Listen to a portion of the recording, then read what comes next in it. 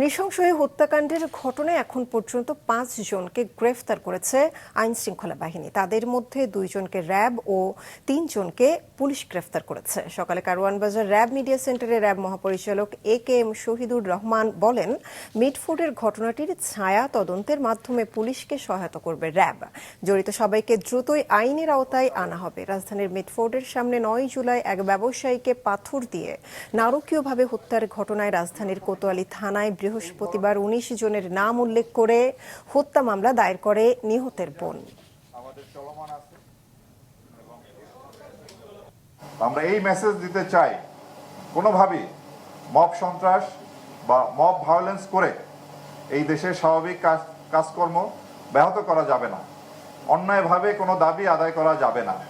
সুতরাং এই ধরনের মবের সাথে যাতে ভবিষ্যতে কেউ সম্পৃক্ত না হন সেজন্য আমি অনুরোধ জানাবো এবং এর সাথে কেউ জড়িত হলে তার বিরুদ্ধে আমরা কঠোর ব্যবস্থা গ্রহণ করব।